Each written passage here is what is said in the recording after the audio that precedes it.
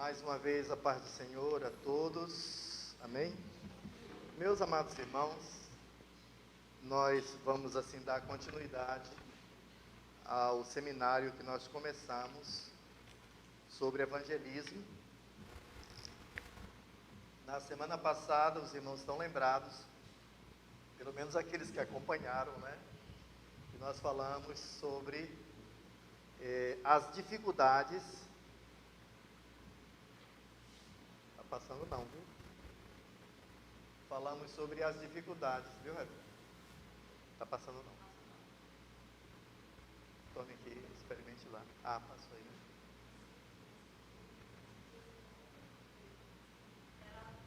Vai passar? Eu gostaria de poder passar por aqui. Nós falamos sobre as dificuldades ou os desafios de nós evangelizarmos na atualidade, devido àqueles pontos que nós levantamos,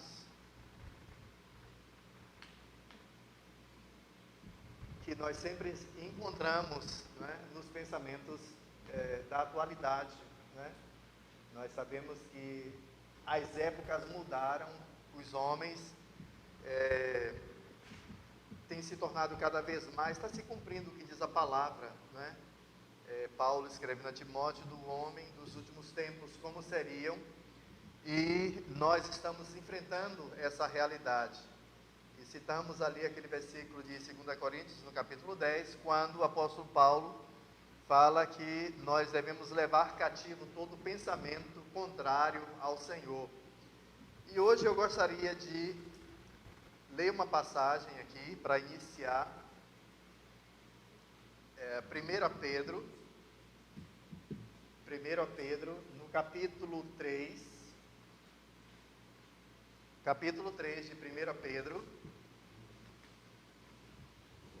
Obrigado. Vamos ler o versículo 15 e o 16.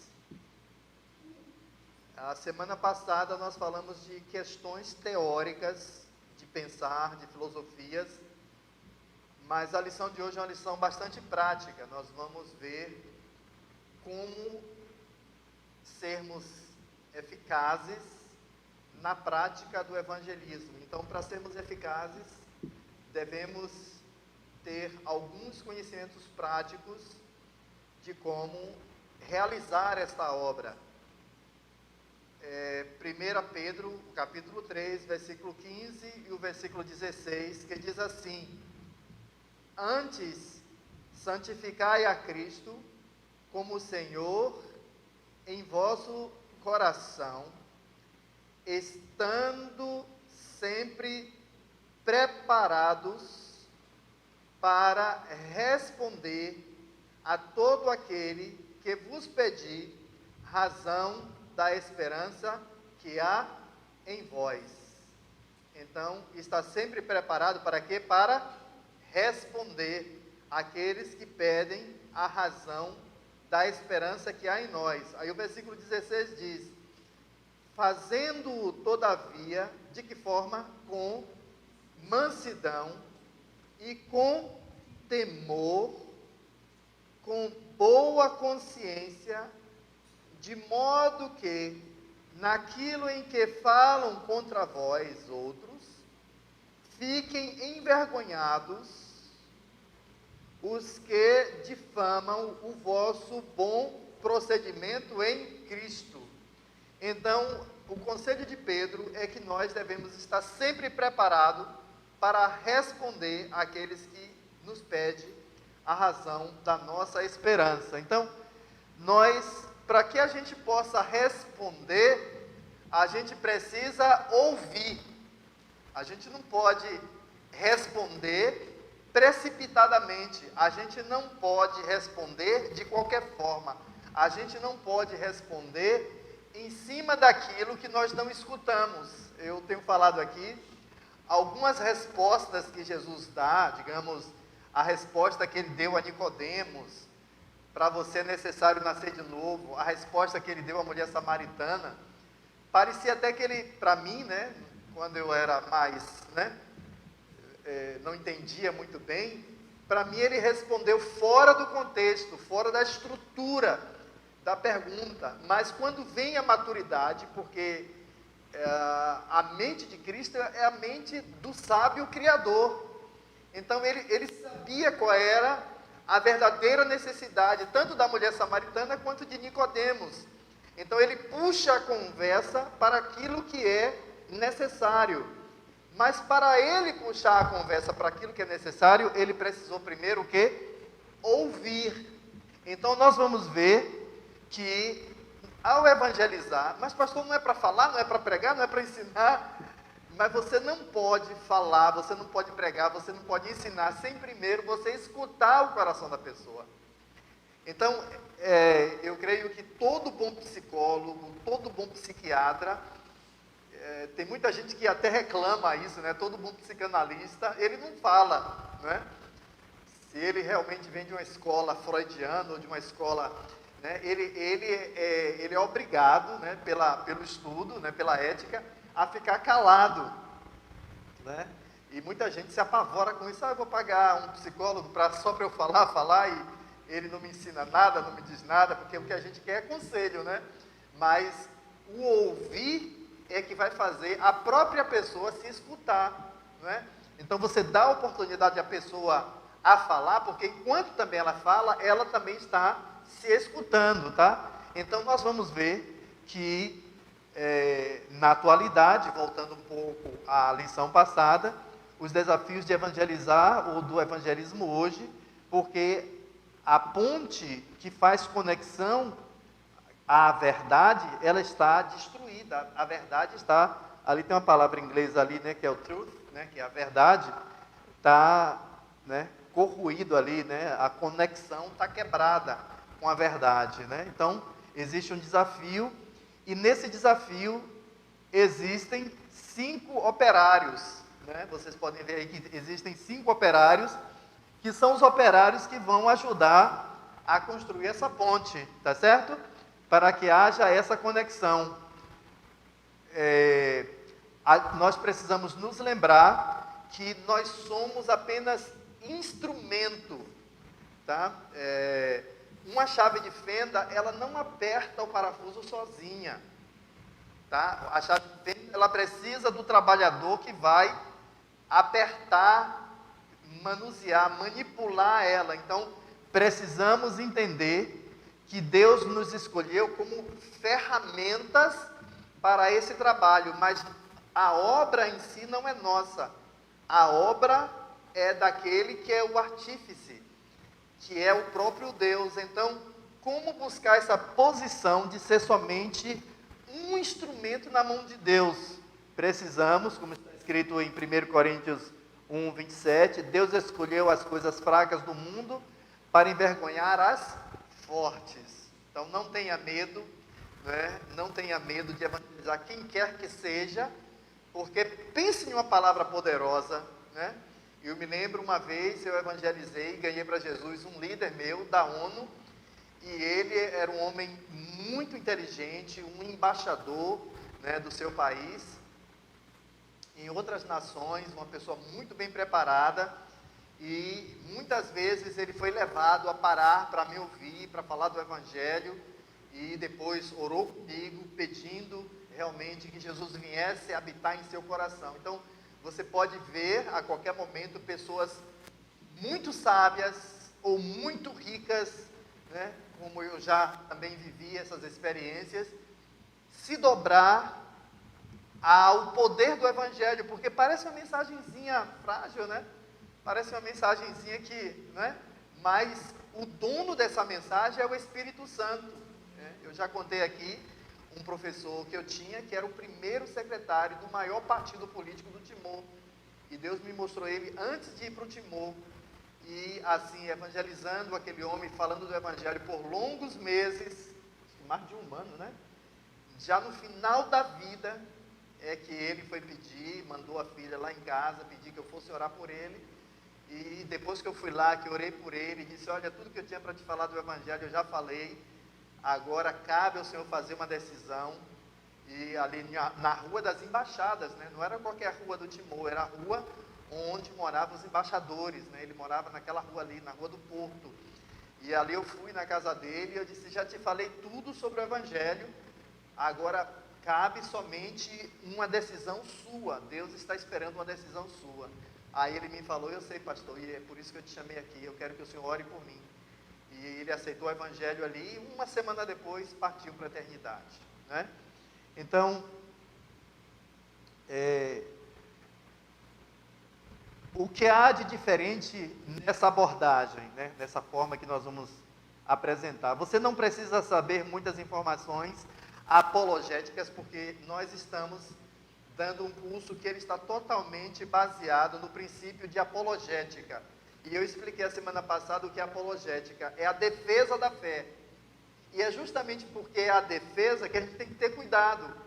Tá? Nós vamos ver aí à frente que muitas vezes a gente vai com muita ânsia, com muita força, com muita veemência defender alguma coisa e terminamos produzindo conflitos. Então a gente precisa ter cuidado com isso, né? Mas não se pode abandonar a prática da apologética, que é a forma de nós conduzirmos a conversa.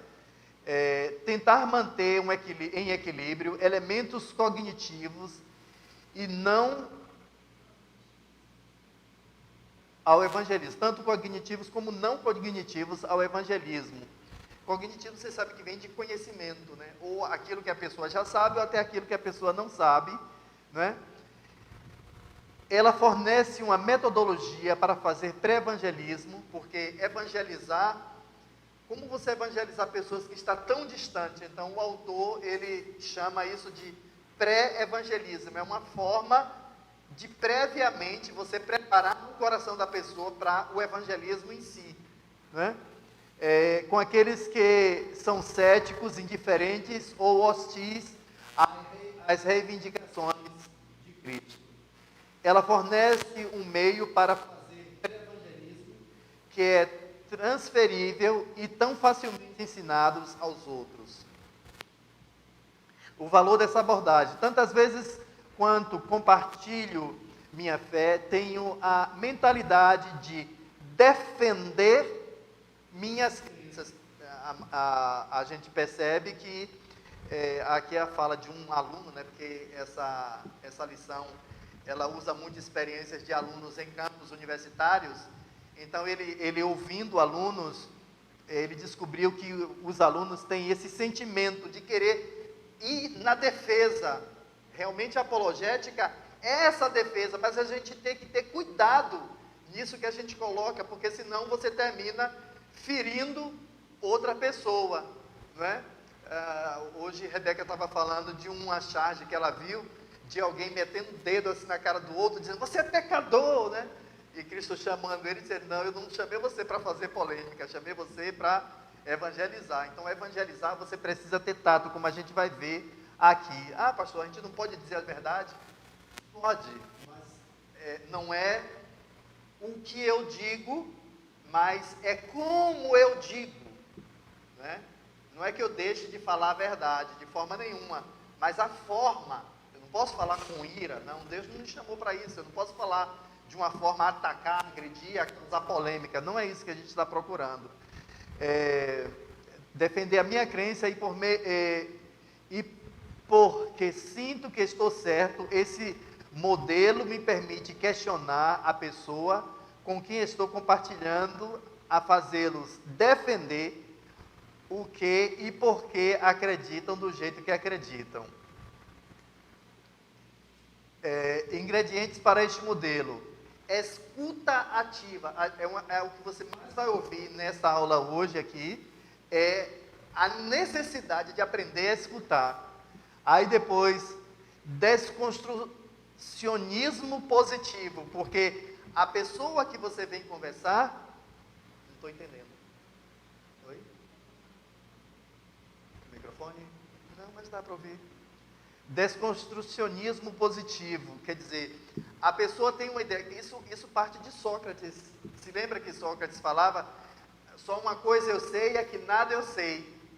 Porque quando você formula ideias e opiniões, né? E muitas vezes as convicções da pessoa está firmada naquilo que foi construído durante toda a vida, né? Uma filosofia, um pensamento, digamos, filosófico, um pensamento religioso, né? Muitas pessoas, você vai conversar sobre o evangelho, nessa fé eu nasci, nessa fé eu morro, né? Ele defende a ideia ali, então, como desconstruir isso, tá? Mas desconstruir de uma forma positiva, não é para afrontar, não é para ameaçar, não é nada disso, mas com jeito, com cuidado, a gente vai desconstruir essas bases, esses alicerces que não levam a nada.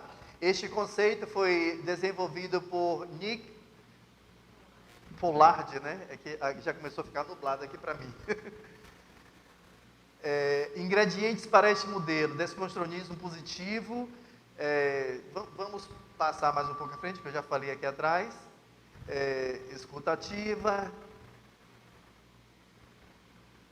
Aqui o apóstolo Paulo citando que aos fracos ele se fez fraco, né? Então é uma sabedoria de Paulo, né? Se você está falando com pessoas muito cultas, não é que você vai se meter a muito culto, mas você tem que saber falar com essa pessoa muito culta.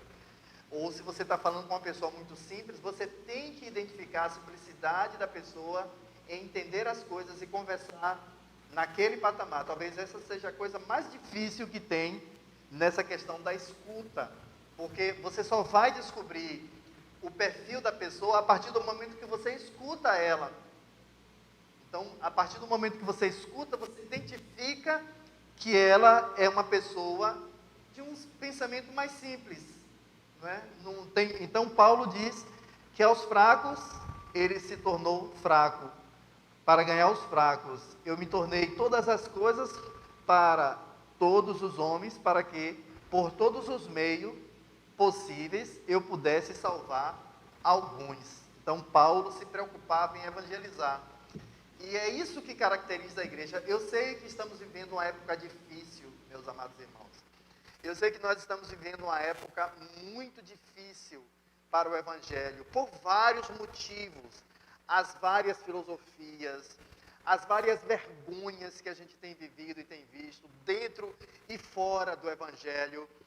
Mas aqueles que têm uma fé sincera e honesta, eles precisam saber que as almas, os clamores das almas continuam mesmo, as necessidades não mudaram, o homem não melhorou com toda a ciência, com todo o desenvolvimento, com toda a riqueza, com todo o saber, mas o homem, infelizmente, não melhorou, e o clamor do coração do homem continua sendo o mesmo.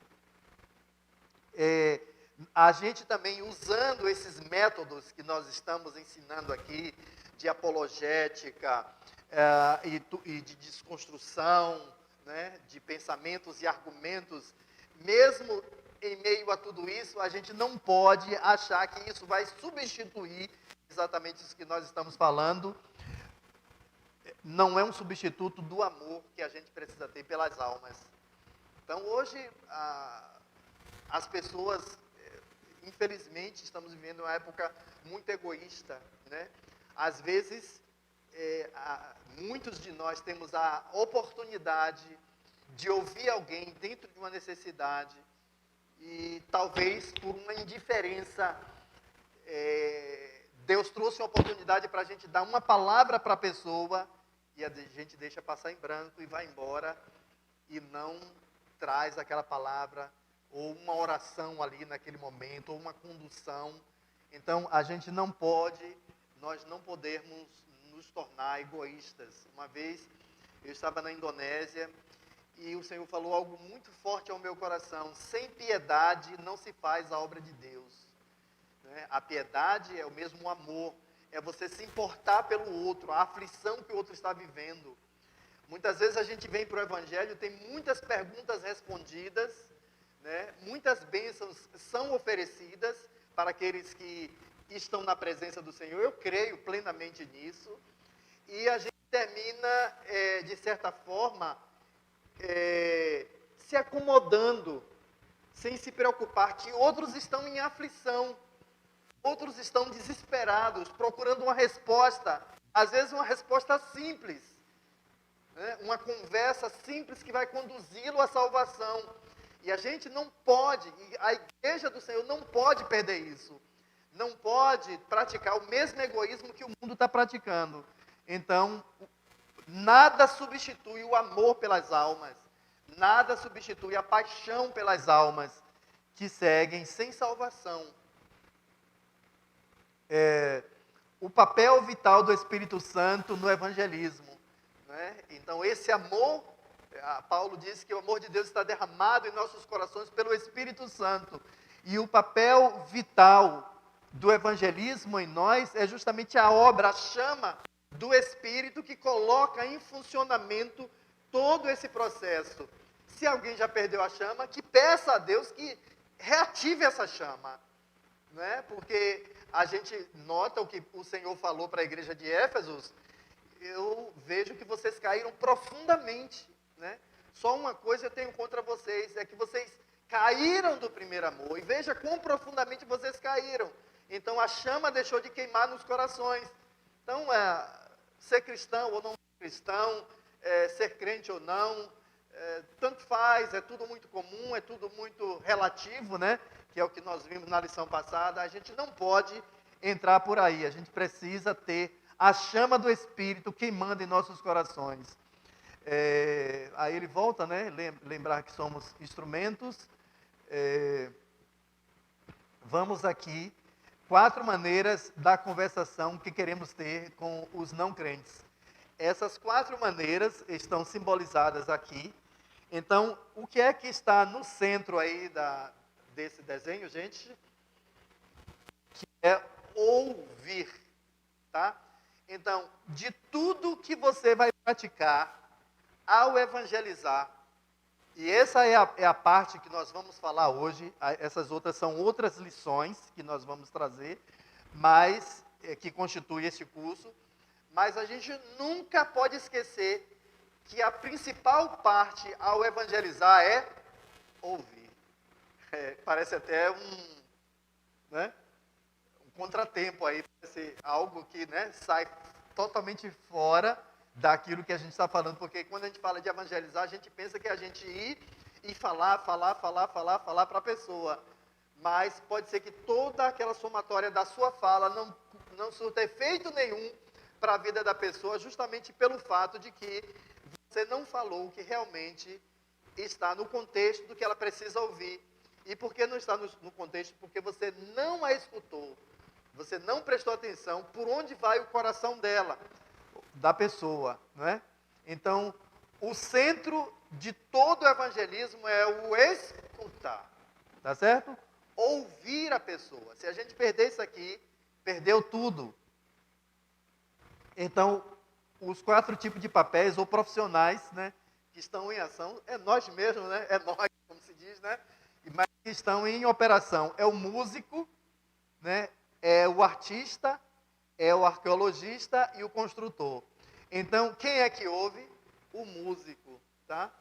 O músico precisa, a gente chama de ouvido, como é que chama isso? Absoluto, tá? Um bom músico é aquele que tem o ouvido absoluto. Se eu der um tom aqui, ele pode estar onde for, e se ele ouvir esse tom, ele sabe que eu bati um Ré aqui, né? Ele sabe que eu bati um Mi menor. Então, o ouvido absoluto é assim.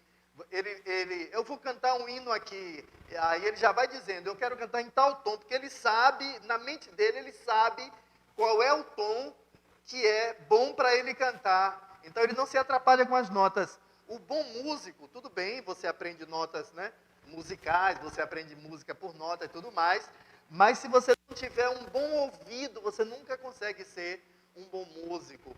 Não só na melodia, na intensidade do som, como no compasso, você tem que saber qual é o compasso que está sendo batido ali. Então, o músico, é ele que faz esse papel de ouvir. Tá? Enquanto ele ouve, se alguém está cantando em uma nota dissonante, ou uma nota errada, ele sabe que aquela nota está errada. Então, por que a gente está falando isso? Porque enquanto as pessoas estiverem conversando com a gente, as pessoas irão falar notas erradas, tá? As pessoas irão falar notas erradas. Então, precisamos ouvir para poder saber do que se trata.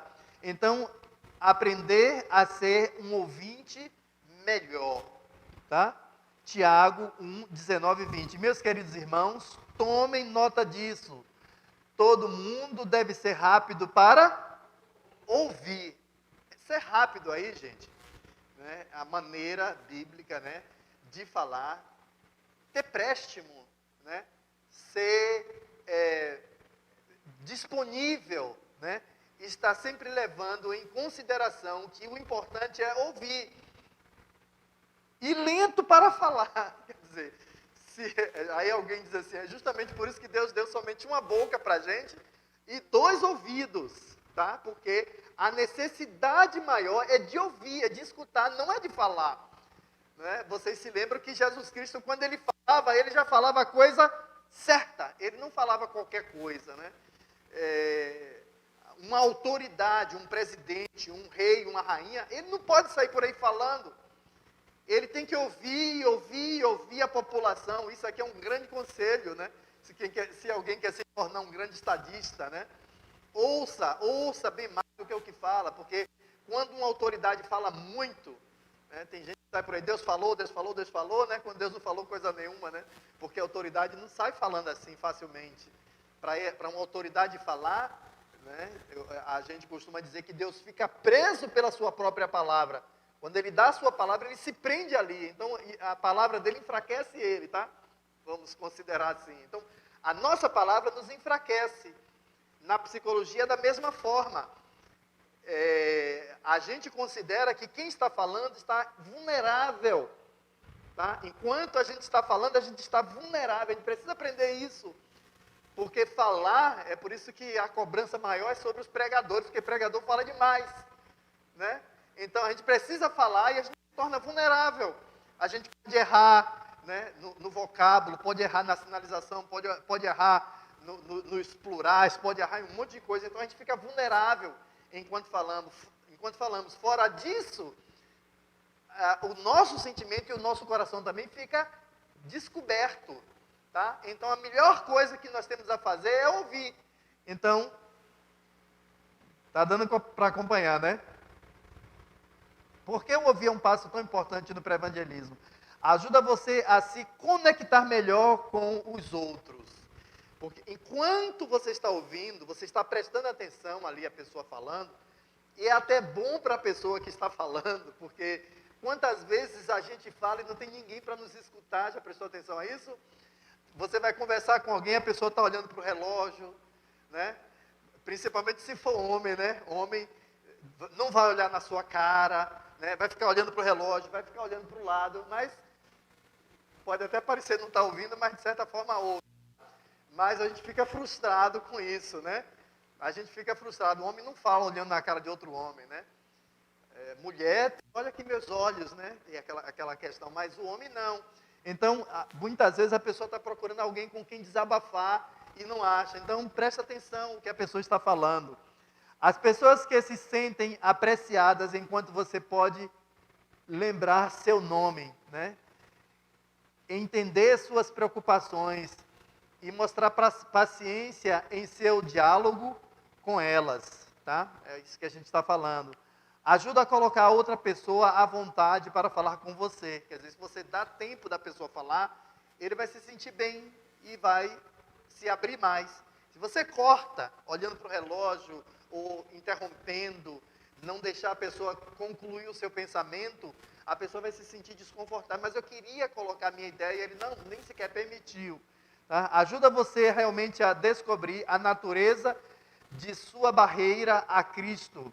Seja uma barreira intelectual, emocional ou espiritual. Vocês sabiam disso? Muitas vezes a barreira é intelectual, muitas vezes a barreira é emocional, muitas vezes a barreira é espiritual. São várias barreiras que impedem uma pessoa de vir a Cristo. E sem escutar Aquele que dá uma resposta antes de ouvir é loucura e vergonha para ele, imagina, né? Você vê a sabedoria bíblica, como ele trata essa questão. A arte de ouvir, sugestão útil, reflita sobre o que eles estão dizendo para você. Exemplo, agora o que eu ouço você dizendo é, tipo assim, depois de você escutar, isso aqui é uma reflexão que você vai fazer em cima do que a pessoa falou. Às vezes a pessoa falou uma coisa que está tão carregada de sentimento que ela não percebe que o que ela falou ali é mais sentimento do que razão, né? Eu me lembro de uma pessoa que, quando nós estávamos para vir para o Brasil, abandonando o projeto, abandonando não, né? Passando o projeto, né? Inclusive hoje eu vi até uma nota muito alentadora, né? A Unicef reconhecendo o trabalho que nós fizemos ali no Timor, né? Num relatório da Unicef, nós vimos um relatório muito bom sobre o trabalho que nós fizemos ali no Timor, e uma das pessoas que trabalhou conosco, uma das professoras, quando nós tínhamos que deixar lá o trabalho, ela começou a falar de uma forma que Dina descobriu que tinha ciúmes, né? Com relação ao trabalho que ela estava passando para outra pessoa. Ela estava com ciúme do trabalho com relação a outra pessoa que ia assumir. Aí Dina chegou e disse assim, mas isso aí que você está me falando, eu estou notando que você está com ciúme de abrir mão do... Aí ela caiu em si e disse, mas é ciúme mesmo. Né? Então, assim, às vezes a pessoa quer colocar razões, questões intelectuais e tal, e na verdade não é nada disso, não é nada de intelecto, é uma questão de emoção. Né? O sentimento de perda, né? Como se outro tivesse vindo tomar o lugar. Então, a gente precisa estar escutando o que é que está por trás daquela conversa. Tá? Tem que fazer o trabalho de um verdadeiro psicólogo, né? Um verdadeiro psiquiatra. Tá? Então, nem sempre o que a pessoa está dizendo em palavras representa realmente o que ela está sentindo no coração. E você, na hora que for interpretar, você precisa dizer para a pessoa o que é que você ouviu. Porque a pessoa pode ter falado e não se escutado. Mas já que você foi que escutou, parou para ouvir, prestou atenção, então você tem que devolver a ela aquilo que ela falou. Você quer dizer isso, isso, isso? É isso que você está falando, né? Então, voltando aqui, vamos mais à frente. Então, ouça as notas distonantes que as pessoas estão cantando para nós, né? Então, a pessoa acha que ela está até cantando legalzinho, mas tem alguma coisa. Nosso propósito, ao ouvir as notas distoantes, podemos ser capazes de detectar algumas das incertezas em suas crenças, o que pode nos dar a oportunidade de ajudá-los a pensar com mais clareza. Gente, isso, presta atenção, é o que mais acontece. Ela diz assim, eu nasci nessa fé e vou morrer nessa fé. Então, mas enquanto você vai ouvir, você vai ver que tem coisas que não, notas distonantes, são palavras, pensamentos e expressões que ela coloca que vai chocar uma com a outra. Vai chocar, você vai ver que ela se acha tão na razão, mas ao passo que você ouve, que você abre o que ela está falando, você vai ver que não há coerência, né? Que é distonante aquilo que ela está falando, sobre o que eles acreditam e por quê. Também ajudar a criar um maior interesse em saber sobre Jesus. Então aqui vem um exemplo. Não há absolutamente nenhum absoluto. Você sabe que isso é o que as pessoas mais colocam hoje em dia por causa desse pensamento filosófico, subjetivo, né, liberalista. Então as pessoas dizem que hoje não há verdade, tá? Então, se não há verdade, então não há nada em absoluto. Mas, presta atenção à observação. Como se pode afirmar que isto... Como se pode afirmar isto, já que isto também é uma afirmação absoluta. Quando você diz, não há nenhum absoluto, o que é que você está falando aí? Você está formulando um absoluto. Né? Então, é incoerente ou não é? É incoerente, porque se a pessoa diz, olha, não existe absoluto, e a pessoa já está falando isso, então a incoerência está na própria fala da pessoa. Tá? Identificar, tem que prestar atenção, né? ouça as notas, né? Eu acredito que todas as religiões são verdadeiras, né? Então, assim, como é que pode todas as religiões serem verdadeiras? Porque mesmo as religiões, elas se contradizem entre si. Se você for estudar todas as religiões, né? Aquilo que geralmente aqui no Brasil as pessoas falam, todos os caminhos levam a Deus. Quem nunca ouviu isso? As pessoas dizem, todos os caminhos levam a Deus, não é isso? Então, como que todas as religiões levam a Deus, se as próprias religiões, uma acredita de uma forma, outra de outra, tá? O budismo não crê em vida eterna, crê em reencarnação. O cristianismo já crê em vida eterna. O hinduísmo já crê em karma, em outras possibilidades de vida, né? De virar uma minhoca, de virar um jumento, de virar qualquer coisa, tá? Então, no cristianismo já não tem isso. Então, não existe relação entre as religiões. Então, como é que todos os caminhos levam a Deus? Se eles não seguem a mesma fórmula, o mesmo dito, tá? A questão do pluralismo, né? Todas as religiões são verdadeiras. Então, se todas as religiões são verdadeiras, então nada é verdade, tá? Se você está apontando em todas as direções, não está apontando em nenhuma direção específica, né? Quem muito abraça, já dizia minha mãe, pouco aperta, né? A gente não pode ser inundação, precisamos ser rios, né? Então, as notas que nós vamos ouvir, o que é que nós vamos ouvir? Crença versus desejo do coração. Em Eclesiastes 3:1 diz que Deus colocou a eternidade no coração do homem. O 2, crenças versus comportamento. O 3, crença versus crença. Essas são as notas que são distoantes, tá? Crença versus lógica, tá certo? Então, são... Acho que travou aí? Não. Ou uma coisa ou outra, né? Entre ou não entre, né? A gente precisa ter uma definição, tá? Aí vem o primeiro, que é crença versus desejo do coração. A inconsistência, né? Nesse caso aqui, no caso 1, crença versus desejo do coração. A inconsistência pode estar entre a perspectiva de visão de mundo e o anseio de seu coração, tá? O coração tem um anseio, mas a perspectiva de visão de mundo é outra. As pessoas podem acreditar em uma coisa, mas seu coração pode ansiar por outra, tá? Então, isso aqui é o resumo de crença versus desejo do coração. Aí eu vou trazer alguns exemplos aqui. Há um vazio, isso foi uma frase falada por Pascal, né? Há um vazio moldado por Deus no coração de cada homem que não pode ser preenchido por nenhuma coisa criada. Então, existe um vazio no coração do homem que apenas Deus pode preencher. Mas apenas por Deus, o Criador, dado a conhecer por meio de Jesus Cristo. Crença versus desejo, né? A união com uma força impessoal, isso é uma frase de Ravi Zacarias, tá? Porque você sabe que muitas pessoas definem Deus como uma força impessoal, um poder somente, né? Eles não definem Deus como uma pessoa, mas a união com uma força impessoal, que é o que eles definem ser Deus, tá?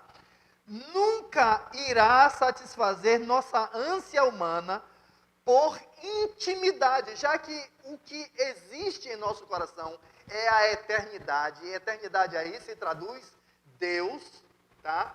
A ânsia do nosso coração é a eternidade, isso é, a ânsia do nosso coração é Deus, e Deus é um ser pessoal. Então, uma força, uma energia não vai preencher, porque é impessoal. Eu nunca posso ter intimidade com uma energia, com um ser impessoal, com um ser com quem eu não posso ter intimidade. Então, somente o meu relacionamento com um ser real, que é Deus, que ama, que perdoa, que cuida, que fala. Então, somente a partir daí eu posso adquirir intimidade. Então, a união com uma força impessoal nunca irá satisfazer nossa ânsia humana por intimidade. É o fato de muitas pessoas virem para o Evangelho, mas não ter um encontro com Deus vivo, com Deus verdadeiro. Então logo ele se decepciona, porque acha que Deus é uma força. O Espírito é uma força, é uma energia. Né? Eu me lembro de uma senhora que lidava com essa questão de espiritual, né? Mas de magia, né? E ela começou a frequentar ali os cultos. E quando ela via que a presença de Deus estava ali no lugar, a gente via a ânsia dela de adquirir aquela energia. Muitas vezes, o crente está aqui, mas ele está tão acostumado com a presença de Deus, ele não percebe a presença de Deus no lugar. Mas existem pessoas que percebem, mesmo não sendo crente, pastor, o que é isso? É sim. Porque para você já está tão acostumado em ter a presença de Deus, em sentir a presença de Deus, e uma pessoa que aquilo é estranho, quando ele chega, que ele sente o ambiente, e a Bíblia fala disso, né? Paulo fala sobre isso. Então ela queria aquela energia, mas só que a finalidade do poder que ela buscava e da energia que ela buscava era para fazer magia, fazer encantamentos, e Deus me revelou isso, né? Então, uma pessoa que fez altos pactos, tá? Pagou muito caro por esses pactos, e ela queria era grana, tá? Então, não é atrás dessa energia que a gente está atrás de uma intimidade de um ser pessoal, para conhecer e ser conhecido do verdadeiro Deus. Tá? Conhecermos a Deus e sermos conhecidos desse verdadeiro Deus, não é de uma força impessoal. Exemplo, um aluno disse, depois do 11 de setembro, né? Eu não acredito em uma vida após morte. Quer dizer, era uma definição que ele tinha sobre a existência. Ele não acreditava que existiria uma vida após morte. Mas acredito que os terroristas, aqueles que praticaram, né, o 11 de setembro, serão responsabilizados pelo que eu fiz, pelo que fizeram, né? É coerente isso? Se não acredita que depois daqui vai existir uma vida, como é que na eternidade essas pessoas serão responsabilizadas? É uma incoerência ou não é? Prestaram atenção aí, a incoerência? Se para mim não existe vida eterna, então por que eu vou viver acreditando que vai haver uma justiça feita para aqueles que praticaram o mal?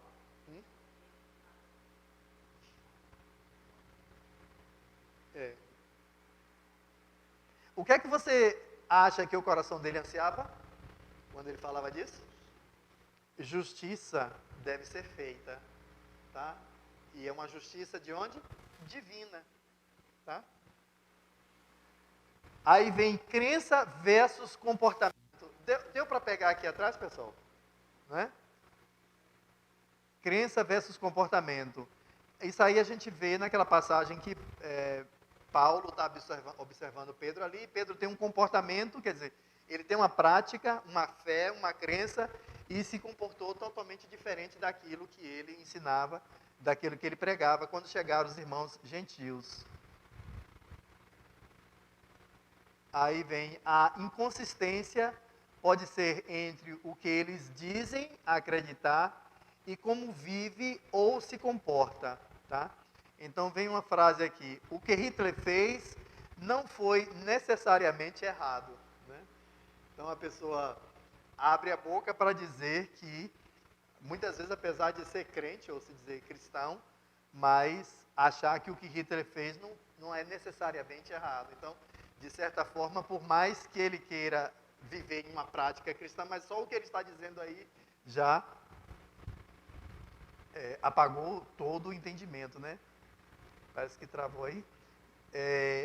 Alguém que afirma que não existe certo e errado, ainda assim eles tentam viver uma vida correta, tá? Então, isso você vai encontrar muito, tá? No Brasil já estamos vivendo isso, na América também, né? as pessoas querem dizer, mas não existe certo, não existe errado, né? Não existe verdade, vamos dizer assim. Mas mesmo assim ele luta para viver uma vida ou ter um comportamento correto. Então não é coerente.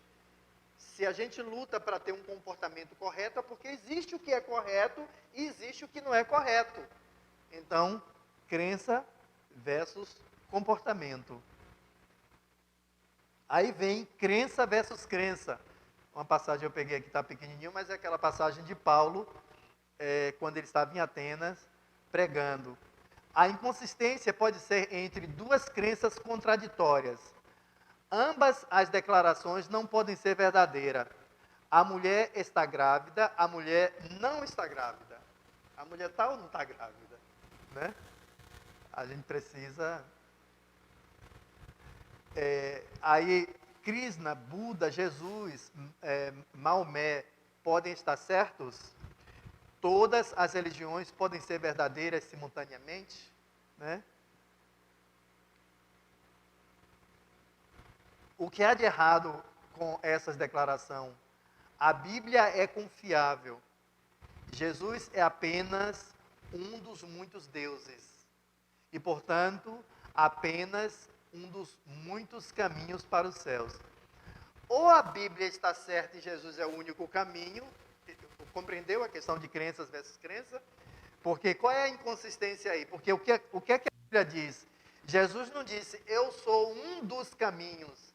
Jesus diz, eu sou o caminho, eu sou a verdade, eu sou a vida. Então, como é que pode um cristão que tem a Bíblia, diz que acredita na Bíblia, declara que a Bíblia é confiável, mas para ele, Jesus não é o único caminho, tá? Então, é uma inconsistência de crença versus crença, tá? O que há de errado com essa declaração? Eu sou um cristão. Aí, B, não tenho certeza de que Jesus, não tenho certeza de por que Jesus teve que morrer na cruz. Então, se você é cristão, é porque você sabe qual foi a finalidade que Jesus morreu na cruz. Você não pode ser um cristão e dizer assim, eu não entendo por que Jesus morreu na cruz. Isso não existe. Aí está provando, se ele diz que ele não tem certeza porque Jesus morreu na cruz, está provando o quê? Que ele não é crente. Tá? Porque o crente, ele sabe que Jesus morreu na cruz por causa dos nossos pecados. Tá? Então, é uma questão de inconsistência de crença versus crença. Aí vem o quarto ponto, que é crença versus crença e lógica. Aí, 2 Coríntios 1,18. Entretanto, como Deus é fiel, a nossa palavra em relação a vós certamente não é sim e não ao mesmo tempo. Então, o que você diz é o que você diz. Você não pode ficar entre dois pensamentos, né? Ainda em crença e lógica, a inconsistência ou contradição pode estar na própria afirmação. Então, naquilo que a pessoa fala, a inconsistência está ali. Precisa ouvir. Porque se a gente não estiver prestando atenção, a gente não vai entender muito bem, vai passar batido, como se diz. A gente precisa escutar o que a pessoa está falando. Passa aí o próximo, aí, vem aqui. Exemplos, tá? A verdade não existe. Ou, você não pode saber a verdade. Então, a inconsistência já está aí dentro mesmo. Como é que você é um cristão e você diz, não, a gente nunca vai poder saber a verdade? Como é que é isso? É inconsistente. Ou sair afirmando por aí, a verdade não existe. Né? Uma pessoa começa a falar e tal, e você vai dizer, ou alguém diz para você, a verdade não existe. Não, eu sou cristão, mas eu não creio que exista uma verdade. É inconsistente, o que ele está falando já é inconsistente. A inconsistência está dentro da própria fala. O 3, toda verdade é relativa. Não, toda verdade não é relativa. Existe uma verdade que é chamada, na filosofia, no quadro de lógica, que é a verdade absoluta.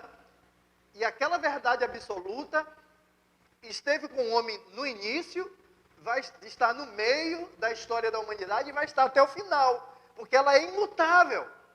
Tá? A verdade que é relativa é a verdade inventada pelos homens. Eu falei aqui essa semana que nos anos 70, 80, os cubanos disseram que descobriram a cura do câncer pela cartilagem do tubarão.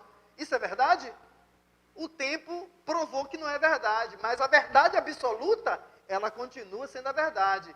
E se existem outras verdades, tá? Que existem outras verdades, ela acompanha a verdade absoluta. Não há nada que impeça. Pode estar dentro da religião ou fora da religião. Mas se é verdade, porque a verdade absoluta é Cristo. Quando ele diz eu sou a verdade, ele está dizendo assim, eu sou a verdade absoluta. Está vendo como o crente precisa aprender filosofia? Está vendo? Então Cristo está dizendo, eu sou a verdade absoluta. Tá? A verdade para você é verdade para você, mas não para mim, por que não? Né? Então tem inconsistência na própria fala. Ninguém sabe a verdade. Tá? Outra inconsistência. Como é que eu posso provar que ninguém sabe a verdade? Não existe isso.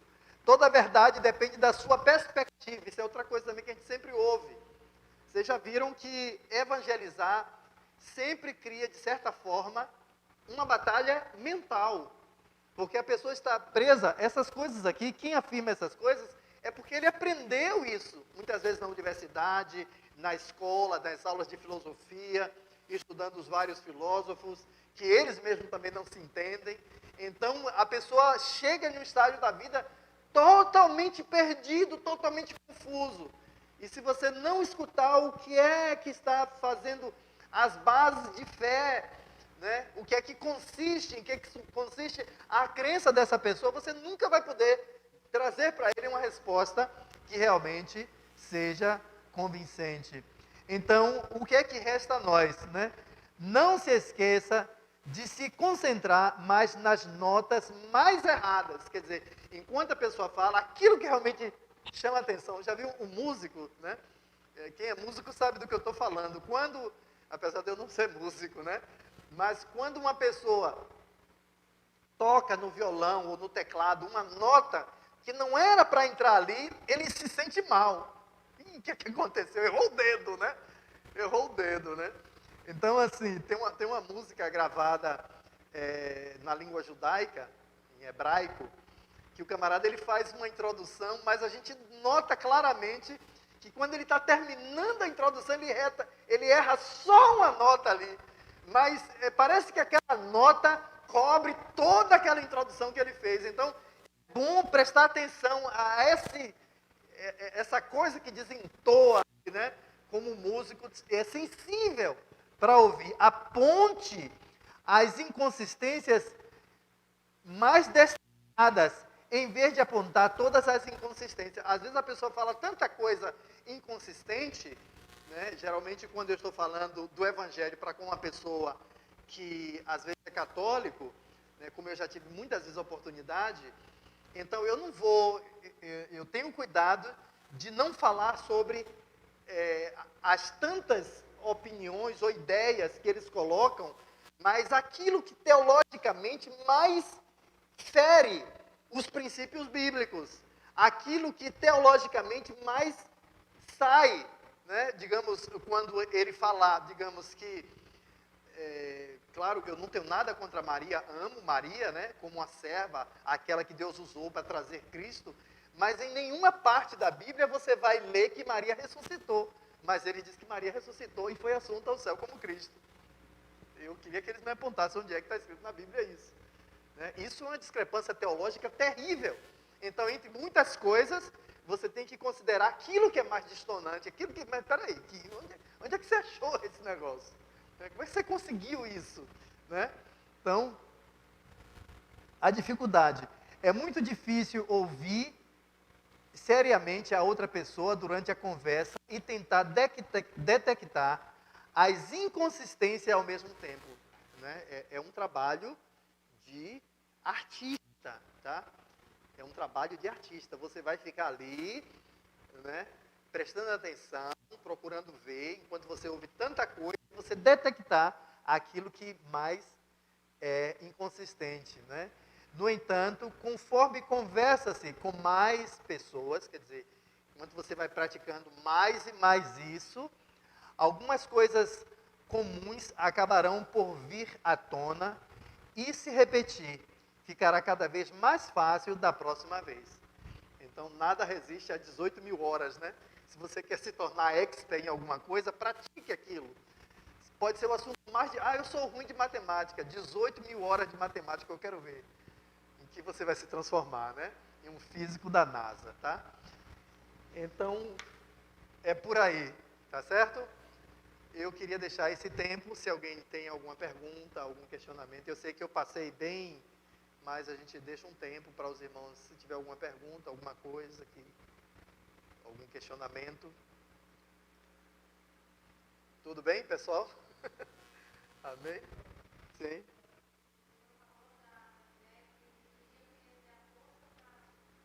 Uhum. Uhum.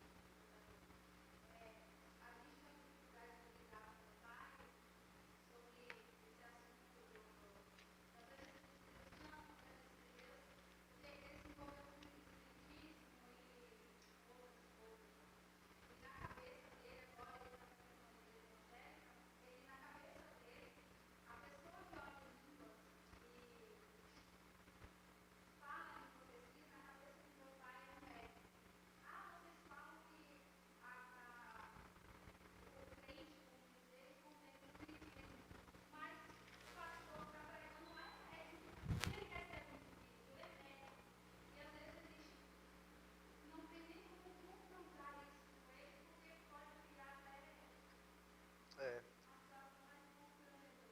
Na verdade, assim, o que a gente entende está totalmente dentro disso que nós falamos aqui, tá? A pergunta dela é a seguinte: quando a pessoa teve uma vivência, como o caso do pai dela, que viveu no Espiritismo, e hoje ele foi para a igreja evangélica, e quando ele vê uma pessoa falando em línguas, ele fala que isso é mediunidade, né? Então, qual é a nossa base de fé? É a palavra, tá? Qual é a nossa pedra de toque? É a palavra. Ele fala dessa forma por quê? Porque o pensamento religioso, teológico lá, de sei lá o quê, né? Filosófico dele, vamos dizer assim, que ele foi constituído durante toda a vida. Ele já deve estar com uma idade, né? Já, né? Vamos botar aí, né? Sua idade madura, vamos falar assim, né? Então, ele construiu uma base filosófica para interpretar os fenômenos da vida da forma que ele foi ensinado. Então, ele tem uma verdade construída nele. Ele tem uma verdade construída nele. A nossa obrigação, nossa responsabilidade é desconstruir essa verdade. Porque o que você diz que quando ele vê alguém falando em línguas, ou o pastor falando em línguas na igreja, diz que ele é um médium. Ele define assim, porque essa é a verdade a que ele foi ensinado. No entanto, a Bíblia nunca disse que quem fala em língua é um médium. E qual é a nossa base de defesa? A palavra de Deus. Tá? Então, Deus deixou o manual dele aqui para a gente. Deus nunca falou sobre isso. Pelo contrário, Deus condena a mediunidade, porque, na verdade, no Espiritismo, a mediunidade, todo mundo sabe que é invocar mortos. Invocar espíritos de pessoas mortas. E a gente não invoca. O Jesus que nós invocamos é vivo. E é criador de todas as coisas, e é mantenedor de todas as coisas, né? O espírito que nós recebemos não é o espírito do mundo. Então, essas questões têm que ser ensinadas para ele, né? Porque ele aprendeu durante toda a vida, é aquilo que eu falei no início, desconstruir. Isso é difícil. Sócrates trabalhava em cima disso, a desconstrução. Porque se ele não desconstruir, ele pode morrer como um espírita. Entende?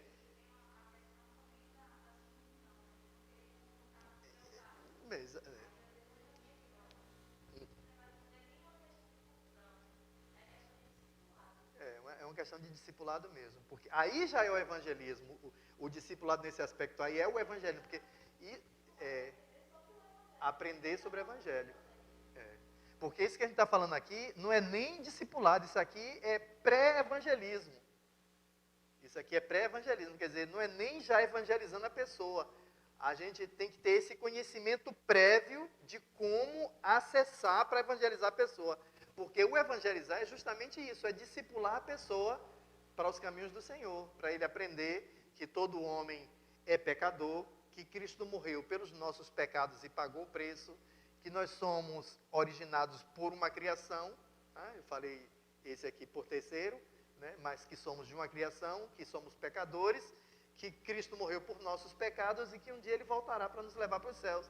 Então, eu não posso chegar e falar logo isso de cara para a pessoa, porque ele tá afirmado em tantas outras ideias.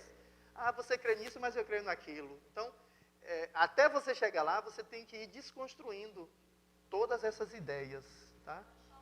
E não pode chocar, exatamente, né? Que Deus nos dê graça para isso, né? Tá bem, pessoal? Vamos nessa oportunidade.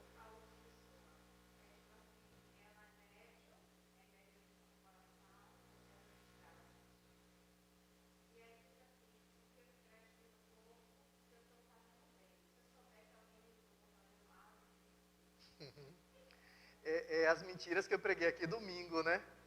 É as mentiras que eu preguei aqui domingo. Tem que ser universitário para poder. Uhum.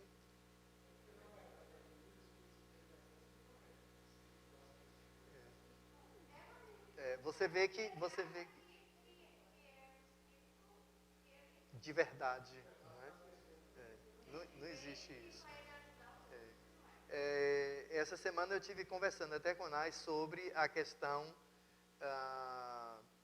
de uma passagem quando Saul ele vai visitar a feiticeira de Endor, né? Então, acho que 1 Samuel 28 por ali.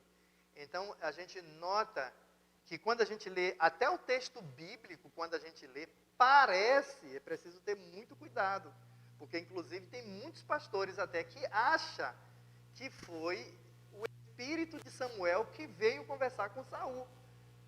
E na verdade não foi o espírito de Samuel. A Bíblia fala que depois da morte segue-se o juízo. É 1 Samuel. Então não existe um retorno aqui, né? Naquela parábola do rico e Lázaro, Lázaro estava doido que alguém saísse da eternidade onde estava morto para voltar. E o que é que Jesus falou? Existe um grande abismo, de forma que os que estão do lado de cá não podem ir para o lado de lá. Então existem muitos erros, né? Existem muitos erros que as pessoas cometem. Existem muitos erros que as pessoas cometem porque não conhecem a Bíblia, não conhecem os fundamentos. E às vezes pessoas que estão com a Bíblia na mão usam esses argumentos para basear a sua crença. Você quer ver uma coisa que as pessoas usam muito para basear a sua própria crença? A questão de João Batista e Elias, né? Quando Jesus diz, é necessário que Elias venha, e ele diz, Elias já veio, acha que João Batista é a reencarnação de Elias, e não é. A mesma forma, né, de Elias pregar, né, de John Knox, né, pregar, a mesma forma, aquela mesma forma veemente, agressiva, esse é o Espírito. Não é que o Espírito, né, de Elias encarnou, não. A identidade de um é uma, a identidade de outro é outra. Tá? Vê que o nome não tem nada a ver, um é Elias, outro é João Batista, justamente para não deixar confusão. Então a Bíblia nunca, de forma nenhuma, de Gênesis a Apocalipse, é a favor de reencarnação, é a favor disso. Então, as pessoas fazem por engano, por erro, por não conhecer a palavra, tá? E enganam muitos, porque imagine que uma das coisas que as pessoas mais querem é poder ter contato com quem já morreu. A pessoa teve um bom pai, uma boa mãe, depois de determinada idade o pai partiu, a mãe foi para a eternidade. Então, tá aquela saudade. Tem muita gente que as festas de Natal fica tão deprimido que, se fosse possível, abriria o chão, ele se esconderia ali, ou se sepultaria ali, para se juntar aos seus antepassados, aos seus queridos, né? E vem uma doutrina dizendo, não, você pode conversar com ele, né? Eles estão em outro nível, né? Eles estão em outra dimensão, mas você pode. Quer dizer, isso tudo são engodos, mentiras do diabo para levar a pessoa, né, a praticar o erro. Que o Senhor nos livre. As mentiras são muitas. A primeira filha do diabo é a mentira. E quando a gente perder isso aí, já perdeu tudo, porque está fácil de ser enganado.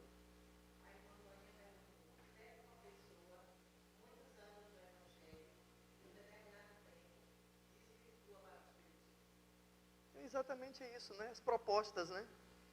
É isso que a gente está falando, né? As propostas que, exatamente o que a gente está citando aqui. As propostas que o Espiritismo traz, porque a Bíblia é a verdade. A Bíblia ela não esconde nada. O homem é pecador, se morrer no pecado, na perdição, vai para o inferno. Eu digo que eu fiquei muito assustado quando eu comecei a ler o Evangelho, né? Porque minha família era evangélica e tudo mais, mas eu nunca quis nada com o Evangelho. Mas quando o Senhor me chamou, Ele me deu um interesse muito grande para ler a Bíblia. E às vezes que eu vi Jesus falando sobre o inferno, né? Então é bom você acreditar em uma crença que pode até não ser verdade, ou não é verdade, mas que vai, assim, né, dando um jeitinho, né, e você vai encarnando, você vai encarnando, você vai encarnando. Essa não é a verdade que a Bíblia fala. O que a Bíblia fala é que uns morrerão e que ressuscitarão para a vida eterna. Outros que morreram ressuscitarão para a condenação eterna. E Jesus todo o tempo está falando ali do lugar de ranger de dentes, né? Um lugar de pavor, um lugar onde o verme não morre, onde o fogo não apaga. Quer dizer, é Jesus que está falando isso. Então, ele tem toda a autoridade de falar sobre isso. Ele é o Criador, ele é o Deus do universo, né? Ele sabe. Então, se ele ensina a gente isso, é porque existe uma verdade, existe um caminho, existe algo a crer. Ah, mas isso não é tão gostoso, isso não é tão legal. Não, para Jesus não tem esse negócio de ser legal, não. É o que é a verdade, né? Me lembro muito de C.S. Lewis. Se você está procurando uma religião que te bote em uma posição de conforto, não escolha o cristianismo. Agora também não se surpreenda no futuro, tá? Porque a melhor coisa é você lidar com a verdade. Quando você lida com pessoas que deixam cantos escuros, você vai ver as encrencas que você vai ter. A pessoa nunca está plenamente na luz, nunca está plenamente na verdade. Ô fulano, porque isso aqui, não, isso aqui, aí ele dá um jeitinho, tal, passa um verniz ali, mas depois você vai pagar o preço, e ele vai pagar o preço junto com você, porque se escondeu, não andou na verdade. Ah, dói a verdade? Dói, mas tem que viver a verdade. Tem que viver o que é a realidade, que Deus nos dê, como Ele nos prometeu, né? Nos dá poder para nos tornarmos filhos de Deus.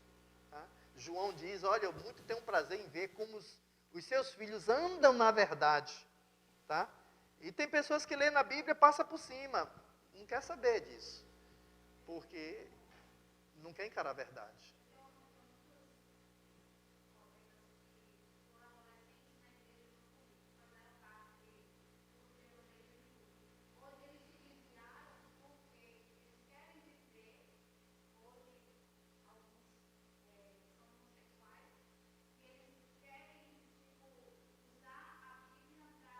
Defender a sua proposta. Isso, isso. É. Eu, isso. Eu coloquei, não sei, eu acho que eu coloquei no grupo da igreja uma fala do pastor, já faleceu ele, mas um homem de Deus, um homem tremendamente usado, uma pessoa que morreu uns 2 anos atrás, R.C. Sproul. Não sei se alguém aqui ouviu esse vídeo que eu passei, um vídeo de uns 50 minutos. Esse vídeo não vale a pena ouvir só uma vez, vale a pena ouvir umas 5, 6 vezes, para a gente aprender o que é que aconteceu com a humanidade, né? Depois que veio o liberalismo, tá? Eu sei que existiam muitas imposições erradas, né? E a Bíblia fala, Jesus dá muitos relatos de um dono de uma fazenda que viajou, deixou o empregado para tomar conta dos seus empregados, e ele começou a bater em um e, né, e maltratar outro, e mais um dia o Senhor vai voltar e vai tomar conta, vai pedir prestação de contas. A mesma coisa acontecia no passado, os reis, essas pessoas, né, que estavam com o poder, eles faziam o que queriam.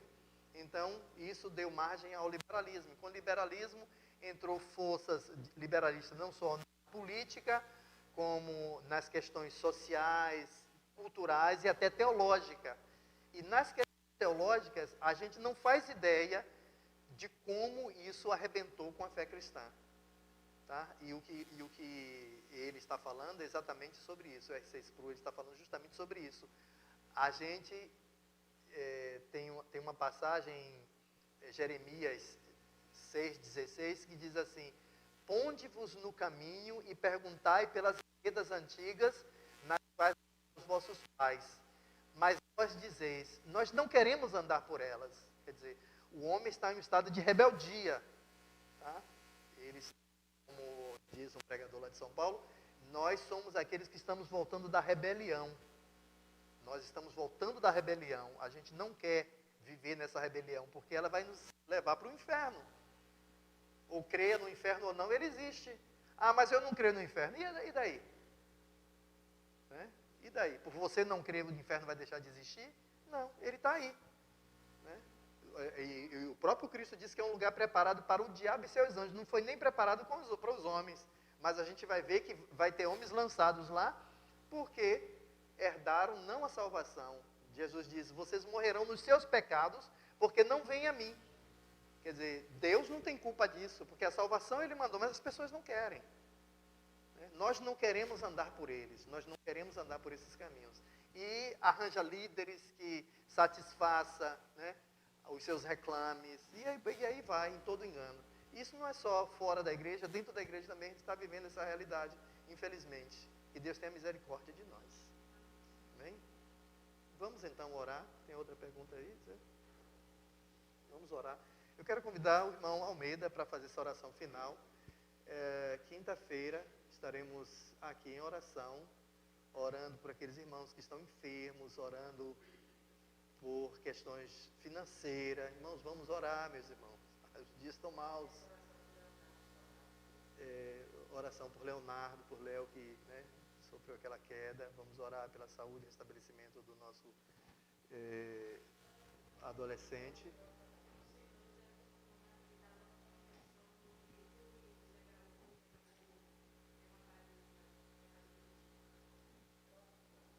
O senhor Fortuna, o nome dele? José Fortuna, né?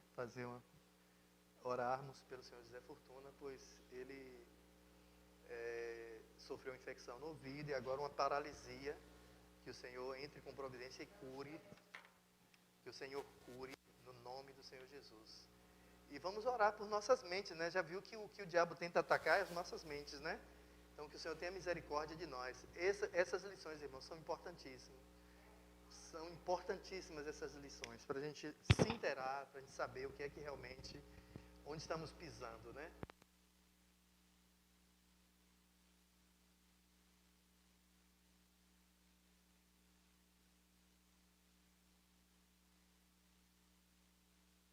Diz que nós devemos buscar o Senhor enquanto se pode achar, né?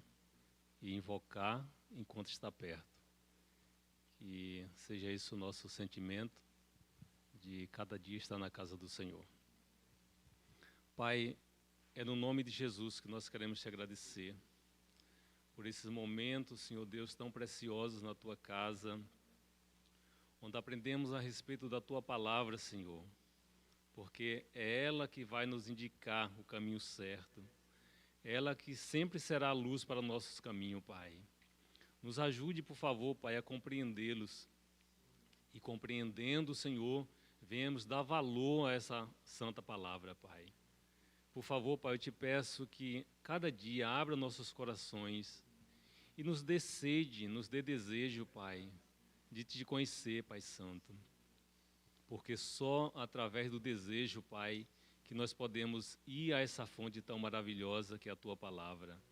Abre, Senhor, cada dia nossa mente para compreender, para entender e para também, ó Deus, dar fruto, Senhor, porque para isso o Senhor nos chamou, Pai. Para levar a Tua Palavra, Pai, para ser canal de bênção nessa terra, para ser extensão da Tua mão aqui nessa terra, Pai. Por favor, venha nos usar, Senhor, que cada oportunidade que tenhamos, Senhor, possamos aproveitar, Senhor, porque para isso o Senhor nos chamou, Pai Santo. Nós precisamos, Senhor, cada dia ser, Pai, embaixadores do Senhor aqui na terra, Pai. Ser, Pai, luz nesse mundo de trevas, Pai, que anda, Senhor Deus, a cada dia para a perdição. Tenha misericórdia, Deus, dessa nação, Pai, que a cada dia está cega, Deus, em relação à Tua Palavra, em relação ao Senhor.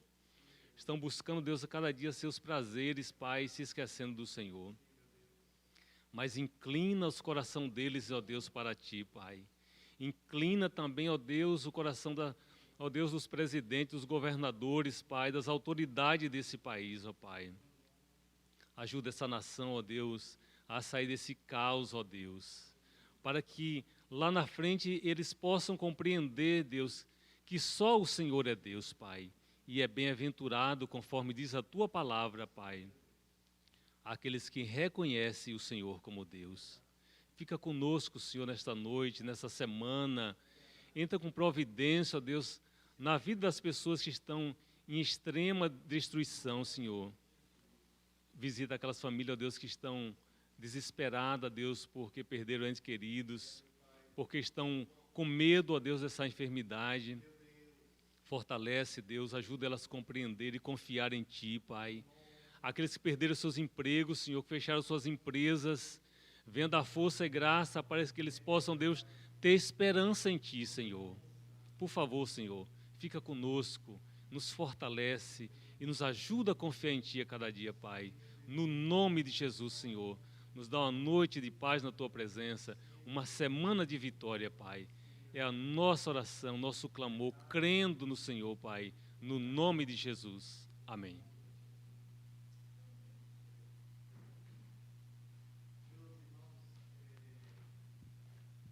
Domingo nós teremos um seminário dado pelo pastor Daniel. É um seminário sobre família, só que ele nos pediu que não fosse transmitido. Então, quem quiser acompanhar, terá que vir ao templo, tá? Para acompanhar o seminário aqui. Então, no próximo domingo, o culto, ou pelo menos a palestra, né, não vai ser transmitida. Então, os irmãos já estão informados. Eu tenho que botar um óleo. O tema que ele colocou, diga não ao desgaste lento. Então, os relacionamentos desgastam, né? Você quer conhecer o fulano, vai começar com ele, né? Então, é uma conferência para a família, aqui, no próximo domingo, às 18h30, pelo pastor Daniel, tá certo? Que depois a gente vai estar passando, né?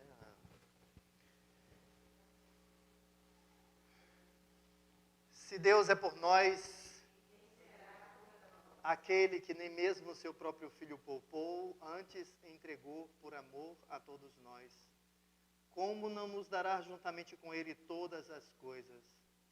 Porque dele, por Ele e para Ele são todas as coisas. Glória, pois, a Ele, eternamente. Amém. Estendo as mãos assim. Que a graça do nosso amado Salvador Jesus Cristo, o amor de Deus, nosso muito querido Pai, a comunhão e as consolações do Espírito Santo de Deus, seja com o povo de Deus na terra, os que creem, diz bem forte. Amém. Senhor, seja contigo, em nome de Jesus.